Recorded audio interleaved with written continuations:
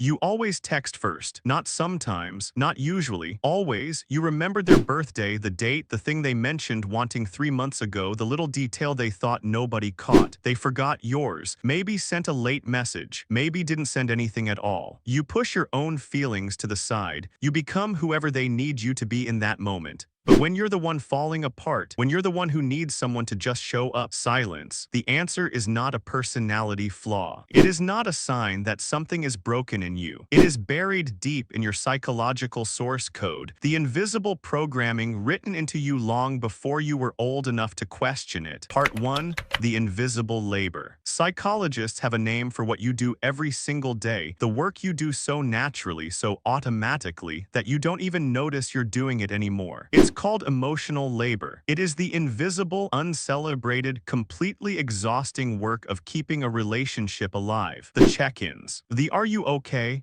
texts, the hard conversations that nobody else wants to initiate, the noticing when something feels off before a single word is spoken, the fixing, the remembering, the managing of moods of tension, of distance, before it has the chance to become something bigger. You are the person who breaks the silence. You are the person who says, "Can we talk about this?" Even though you're terrified of the answer. In a healthy, balanced relationship, this work is distributed. Both people carry it. Both people notice. Both people reach in yours. You are running the entire operation alone. You were not born into this role. You were shaped into it. Slowly, consistently. Part 2. The anxious wiring. To understand why you function the way you do in relationships, you have to go back to the beginning. Psychologists call it attachment theory, and it is one of the most important, most researched frameworks in all of human psychology.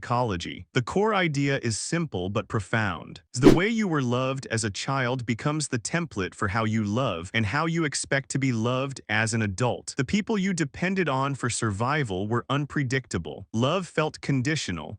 Connection felt fragile, and a child cannot afford to lose connection, so your brain did what all brains do under threat. It adapted. It created a rule to help you survive the uncertainty. The very behavior you develop to make people stay is exactly what teaches them they can leave all the emotional work to you. Part 3. The trap. The moment you sense distance, a shift in tone, a shorter reply, a silence that feels heavier than usual, your anxiety spikes. And when your anxiety spikes, you do more, you reach out more, you plan more, you initiate more conversations, you check in again, you worry and then you act on the worry and then you worry about acting on the worry. From the inside, this feels like love. It looks like love. It looks like effort, like care, like someone who genuinely values the relationship. But what you're actually doing is building a beautiful prison, furnishing it with your own love and effort, and then locking yourself inside while handing the other person the only key. Part 4. Your brain is a slot machine. Now let's talk about why you cannot simply stop,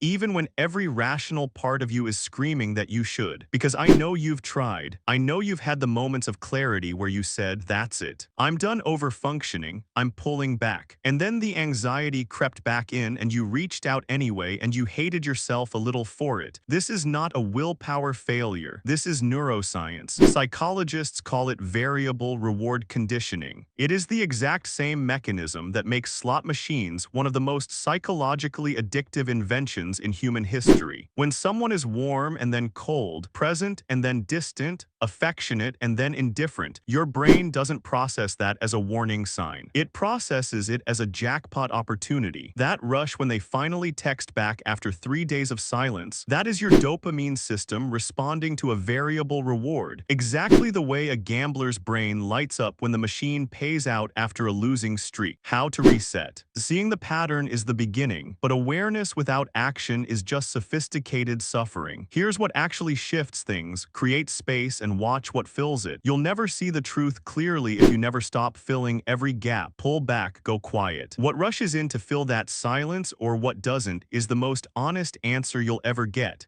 No confrontation needed, just the courage to stop and observe. Watch patterns, not promises. After a hard moment, people say things. "I'll do better," you mean everything to me. Maybe they mean it in that moment, but a moment of emotion is not a pattern of behavior. Watch what they do on a random Tuesday. Watch how they show up when nothing is forcing their hand. Consistency doesn't lie. Time doesn't lie. Stop watering dead plants. Some things simply will not grow no matter how much you pour into them. That's not not loyalty. That's self-abandonment dressed up as love. You are not a project. You are not someone a person needs to be convinced to value. Know the difference between a relationship going through something and one that was never going to hold you the way you deserve. Conclusion. Before you leave, I need you to hear this, really hear it. The fact that you love deeply, that you show up fully, that you feel everything, that is not the problem. That has never been the problem. The goal was never to stop caring. The goal was never to become someone colder, more guarded, more detached. The goal is to care wisely. There is a version where your love is something someone actively chooses every ordinary day without being reminded, without being convinced. So pause, redirect, reclaim.